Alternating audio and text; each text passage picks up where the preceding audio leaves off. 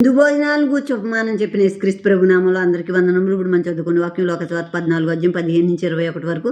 ఆయనతో కూడా భోజన పంక్తిని కూర్చున్న వారిలో ఒకడు ఈ మాటలు విని దేవుని రాజ్యంలో భోజనం చేయవాడు ధన్యుడని ఆయనతో చెప్పగా ఆయన అతనితో ఇట్లనెను, ఒక మనుషుడు గొప్ప విందు చేయించి అనేకులను పిలిచాను. విందు కాలమందు అతడు ఇప్పుడు సిద్ధమై ఉన్నది, రెండని పిలువబడిన వారితో చెప్పుడుకు తన దాసుని పంపాను. అయితే వారందరూ ఏక మనసుతో నెపములు చెప్పసాగిరి. మొదటివాడు, నేను ఒక పొలం కొని ఉన్నాను, అవశ్యంగా వెళ్ళి దాన్ని చూడవలెను, నన్ను క్షమింపవలెనని నిన్ను వేడుకుంటున్నాను. మరి ఒకడు, నేను 5 జతల ఎడ్లను కొని ఉన్నాను, వాటిని పరీక్షింప వెళుచున్నాను, నన్ను క్షమింపవలెనని నేను వేడుకుంటున్నాను.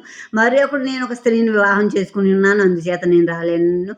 అప్పుడు ఆ దాసుడు తిరిగి వచ్చి ఈ మాటలు తన యజమానికి తెలియజేయగా ఆ ఇంటి యజమానుడు కోప్పడి, నీవు త్వరగా పట్టణపు వీధుల్లోనికి సందుల్లోనికి వెళ్ళి బేదలను, అంగవిహీనులను, కుంటివారిని, గుడ్డివారిని ఇక్కడికి తోడుకురమ్మని ఆ దాసునితో చెప్పాను. ఇప్పుడు విందు భోజనానికి ఒక అతను పిలిచాడు యేసుక్రీస్తు ప్రభుని. ఆ విందు భోజనాల్లో కూర్చున్నప్పుడు ఈయన చెప్తున్నారు, యేసుక్రీస్తు ప్రభు, నువ్వు అక్కడ అగ్గరపీఠాలు అవన్నీ ఏర్పాటు చేసుకుంటున్నారు, కొందరు హెచ్చించుకుంటున్నారు, అలా చేసుకోవద్దు, తగ్గించుకుని ఉండండి అని చెప్తున్నారు.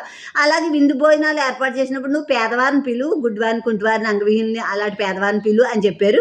ఇవన్నీ చెప్తూ విన్నప్పుడు ఆ విందు భోజనాల్లో యేసుక్రీస్తు ప్రభు కూర్చున్న పంక్తిలో కూర్చున్న ఒక అతను అన్నాడు, దేవుని రాజ్యంలో విందు భోజనాలు చేయవాడు ధన్యుడు అని చెప్పి యేసుక్రీస్తు ప్రభుతో అంటున్నాడు అతను. అప్పుడు నిజంగా దేవుని రాజ్యంలో విందు భోజనాలు చేయటం ధన్యతే, మహాధన్యత, గొప్ప ధన్యత, మామూలు ధన్యత కాదు అది.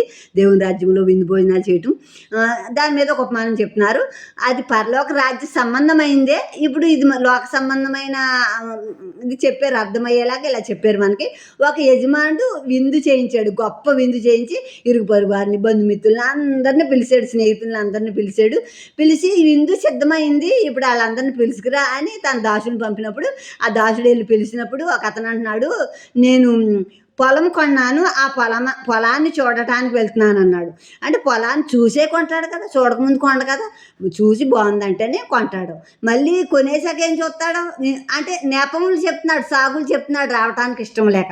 ఇంకొకటి అంటున్నాడు, నేను 5 జతలు ఎడ్లు కొన్నాను, పరీక్షించడానికి వెళ్తున్నాను. అంటే కొనేసాక ఏం పరీక్షిస్తున్నాడు ఇంకేడు? కొనకముందే పరీక్షించి బాగున్న ఎడ్లు అంటే కొనేస్తాడు. కనుక కొన్నాను, పరీక్షించడానికి వెళ్తున్నాను అంటున్నాడు ఇక్కడ. అలా ఇంకొక అతను అన్నాడు, నేను ఒక స్త్రీని వివాహం చేసుకున్నాను, నేను రాలేను. చేసుకుంటే ఇద్దరు రావచ్చు కదా, ఇంకా కొత్తగా పెళ్ళిన పిల్ల రాలేదు, ఆ పెళ్లి కూతురు అంటే నువ్వు రావచ్చు కదా.